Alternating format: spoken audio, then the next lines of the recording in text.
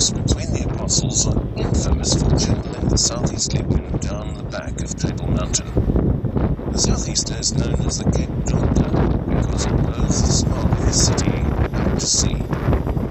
It is also partly responsible for the bizarre fact that the sea here is colder in the summer than it is in the winter, because the southeaster blows the warm waters from the surface out to sea, and the cold waters rise up to replace them. Straight ahead, if it is clear, looms the biggest buttress of the 12 Apostles, known as Castilbord, or Castle Mountain.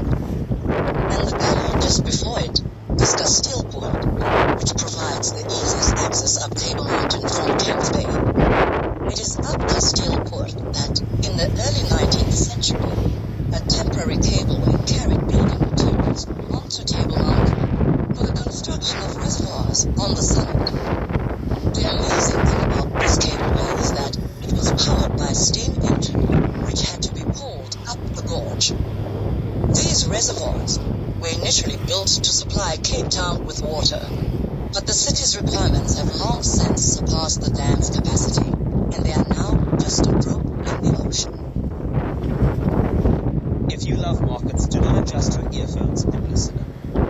Looking for a laid-back, farm-fresh outing with lorry loads of good stuff to eat and drink?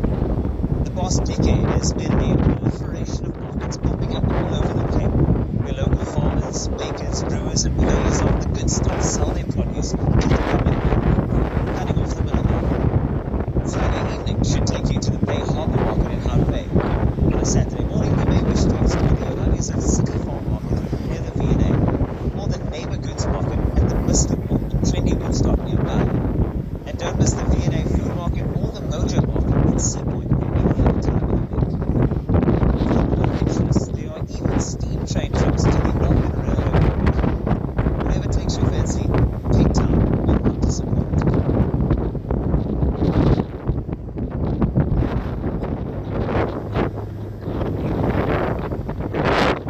Look at the buildings around here.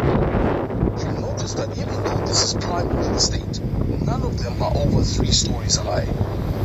Back in the 1950s, the Sachs brothers owned what was then a concert hall, just a block away from the seafront. It was the beginning of the Camps Bay boom, and they wanted to take maximum advantage of the sought-after location and planned to build a 7-story block of flats where their concert hall was. The plans incited residents, who banded together and got the city to decree that no buildings around here. So today, the glorious ocean view is for everyone, and the Rotunda Concert Hall with its lovely Florentine architecture remains and is now used as a wedding and function hall.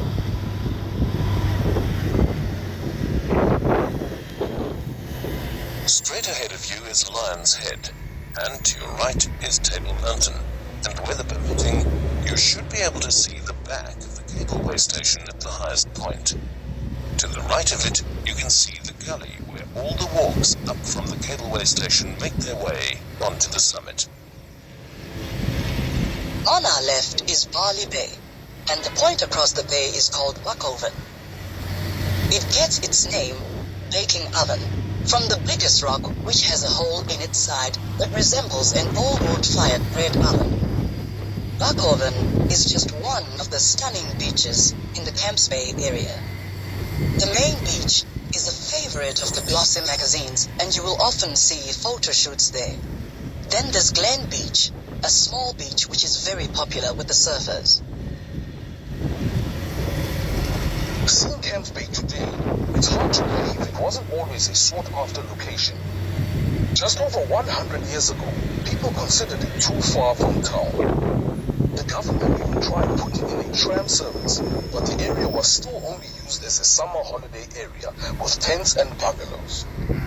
To encourage permanent residents, the government set up a scheme where they were virtually paying people to buy land here.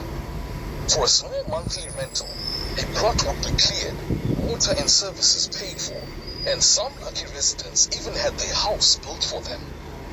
Then after 10 years of rent, the residents were given ownership of the land and house. We will be arriving at our Camps Bay bus stop soon.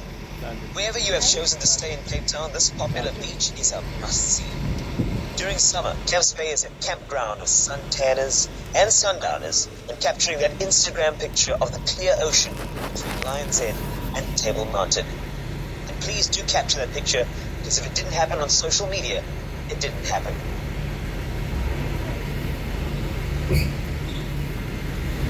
So, ladies and gentlemen, I'd like to sing the song.